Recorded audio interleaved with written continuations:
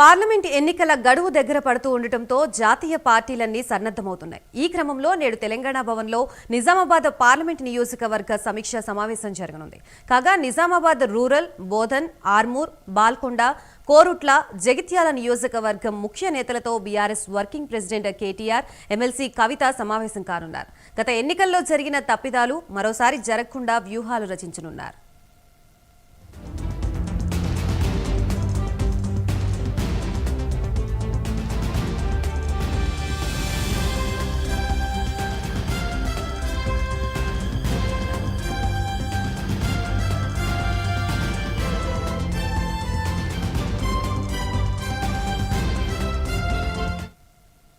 నేడు తెలంగాణ భవన్లో నిజామాబాద్ పార్లమెంట్ నియోజకవర్గ సమీక్ష సమావేశం జరగనున్నట్లుగా తెలుస్తోంది. దీనికి సంబంధించి కంప్లీట్ అప్డేట్స్ ఇవ్వడానికి మా ప్రతినిధి చందు సిద్ధంగా ఉన్నారు.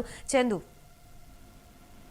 Good morning Gayatri. ఈ రోజు తెలంగాణ భవన్ లో నిజామాబాద్ పార్లమెంట్ నియోజకవర్గ సమీక్షా సమావేశం జరగనుంది. ఈ సమీక్షా సమావేశానికి కేటీఆర్ తో పాటు ఎమ్మెల్సీ కవిత, అదేవిధంగా నిజామాబాద్ సంబంధించినటువంటి సిట్టింగ్ ఎమ్మెల్యేలు, మాజీ ఎమ్మెల్యేలు, జిల్లా అధ్యక్షులతో కూడా హాజరు కానున్నారు.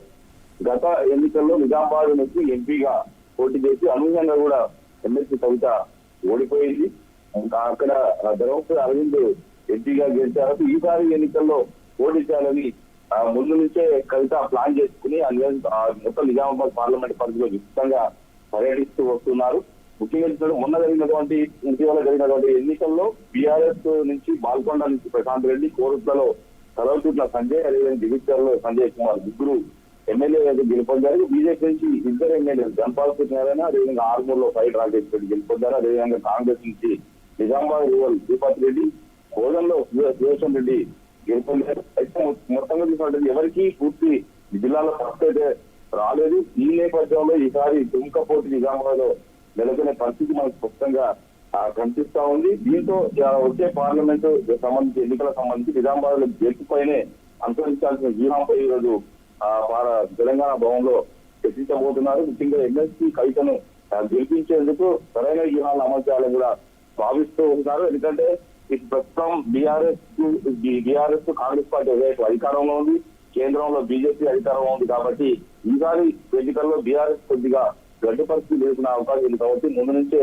తొలటగా ప్లాన్ చేసుకుంటున్నారు. ముఖ్యంగా వరుసగా సమీక్షా సమావేశాలు తెలంగాణ భవన్ లో నిర్వహిస్తూ వస్తున్నారు. ఇప్పటికే 4 పార్లమెంట్ నియోజకవర్గాలకు సంబంధించి సమీక్షలు కూడా ముగిశాయి. ముఖ్యంగా ఇద్దరిని ఇప్పటికే ఎంపీ అభ్యర్థిగా ప్రకటించారు. ముఖ్యంగా చేవెళ్ల నుంచి రంజిత్ రెడ్డి, అదేవిధంగా కరీంనగర్ నుంచి కుమార్ ఈ రోజు నిజామాబాద్ అభ్యర్థిని కూడా ప్రకటించే అవకాశాలు కనిపిస్తా ఉన్నాయి. Right, thank you for the update Chandu.